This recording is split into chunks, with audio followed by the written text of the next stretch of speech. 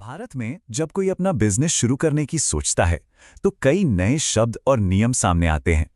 उन्हीं में से एक सबसे जरूरी चीज है जीएसटी। तो चलिए आज इसी जीएसटी की पहेली को सुलझाते हैं, बिल्कुल आसान भाषा में।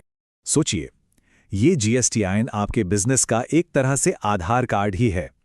ये वो यूनिक नंबर है जो देश के टैक्स सिस्टम में आपके बिजनेस को एक आधिकारिक पहचान देता है, एक पहचान जो उसे लाखों दूसरे बिजनेस से अलग बनाती है।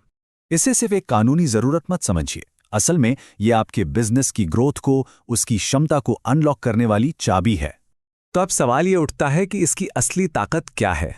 देखिए, जीएसटी रजिस्ट्रेशन की असली ताकत छिपी है उन बिजनेस फायदों में जो इसके साथ मिलते हैं।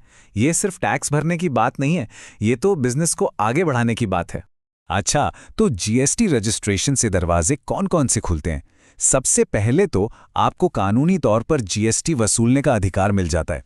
फिर आता है सबसे बड़ा फायदा, इनपुट टैक्स क्रेडिट यानी आईटीसी, जिससे टैक्स का बोझ सीधे सीधे कम हो जाता है। और तो और ये आपके बिजनेस को ज्यादा भरोसेमंद बनाता है। Amazon, फ्लिपकार्ट पर बेचने का रास्ता खोलता है और एक राज्य से दूसरे राज्य में व्यापार करना बहुत आसान बना देता है। और इसी आईटीसी पर थोड़ा और ध्यान देना जरूरी है। इसका मतलब सीधा साधा है, आप अपने बिजनेस के लिए जो भी सामान या सर्विस खरीदते हैं उस पर दिए गए जीएसटी को वापस क्लेम कर सकते हैं। ये एक बहुत बड़ा फायदा है जो सीधे आपकी लागत कम करता है। ये एक बेहतरीन सवाल है ना? क्या ये हर किसी के लिए जरूरी है या फिर कुछ खास तरह के बिजनेस के लिए? चलिए देखते हैं कि नियम क्या कहते हैं। जीएसटी रजिस्ट्रेशन की जरूरत कुछ खास चीजों पर तय होती है और उनमें सबसे पहली चीज है बिजनेस का सालाना टर्नओवर। नियम देखा जाए तो काफी सीधे हैं। अगर कोई बिजनेस सामान बेचता है और उसका साल का टर्नओवर 40 लाख रुपए से ज्यादा है तो रजिस्ट्रेशन करवाना जरूरी है। और अगर सर्विसेज देते हैं तो ये लिमिट 20 लाख रुपए है। हाँ, एक बात ध्यान रखने वाली है कि ये आंकड़े सामान्य राज्यों के लिए हैं। कुछ खास राज्यों में वहां की जरूरतों को देखते हुए ये लिमिट कम भी हो सकती है। लेकिन रुकिए, बात सिर्फ टर्नओवर पे खत्म नहीं होती। कुछ ऐसे भी मामले हैं जहां टर्नओवर चाहे कितना भी कम क्यों ना हो, रजिस्ट्रेशन करवाना ही पड़ता है। जैसे कि अगर आप एक राज्य से दूसरे राज्य में सामान बेचते हैं या फिर Amazon, फ्लिपकार्ट जैसी वेबसाइट्स पर कुछ भी बेचते हैं तो फिर जीएसटी नंबर लेना ही होगा। ये नियम उन लोगों पर भी लागू होता है जो कभी-कभी किसी दूसरे राज्य में जाकर बिजनेस करते हैं।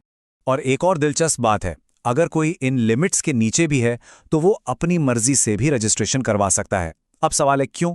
क्योंकि इससे उन्हें भी आईटीसी जैसे बड़े फायदे मिलने लगते हैं और बिजनेस की विश्वसनीयता भी बढ़ती है, जिससे वे बड़े बिजनेस से भी मुकाबला कर सकते हैं। ठीक है, तो अब ये तो समझ आ गया कि किसे रजिस्टर करना है। तो चलिए अब इस प्रोसेस को और भी आसान बनाते हैं। बात करते हैं उन दस्तावेजों की जो इसके लिए तैयार रखने होंगे। इसको ना आप 4 सिंपल स्टेप्स में देख सकते हैं। पहला, आपकी पर्सनल और बिजनेस की पहचान, मतलब पैन कार्ड, आधार कार्ड और फोटो। दूसरा, आपके बिजनेस का सबूत जैसे रजिस्ट्रेशन सर्टिफिकेट। तीसरा, बिजनेस के पते का प्रूफ, बिजली का बिल या रेंट एग्रीमेंट चल जाएगा। और चौथा, बैंक की डिटेल्स, जिसके लिए कैंसिल चेक काफी है। ये सब पहले से तैयार हों तो एप्लीकेशन का काम बहुत आसान हो जाता है।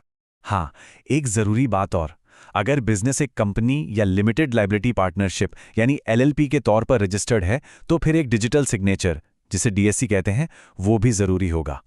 चलिए अब कुछ आखिरी लेकिन बहुत जरूरी बातों पर नजर डालते हैं जो एक सफल रजिस्ट्रेशन और उसके बाद के सफर के लिए याद रखनी चाहिए। ये टेबल ना सारी कहानी को एक जगह बता देती है। देखिए, सबसे अच्छी बात तो यह है कि सरकारी पोर्टल पर यह प्रोसेस बिल्कुल फ्री है और इसमें ज्यादा टाइम भी नहीं लगता। आमतौर पर 1 हफ्ते में काम हो जाता है। लेकिन, और ये लेकिन बहुत जरूरी है, रजिस्ट्रेशन के बाद टाइम पर जीएसटी रिटर्न भरना आपकी जिम्मेदारी है। और हाँ, कोई भी गलत जानकारी देने पर भारी जुर्माना लग सकता है।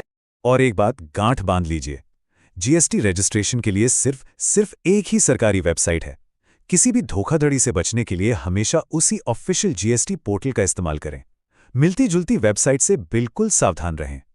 तो कुल मिलाकर बात यह है कि जीएसटी रजिस्ट्रेशन सिर्फ कोई टैक्स की फॉर्मेलिटी नहीं है, ये एक ऐसा रणनीतिक कदम है जो आपके बिजनेस को ज्यादा भरोसेमंद बनाता है और उसे पूरे देश में मुकाबला करने के लिए तैयार करता है।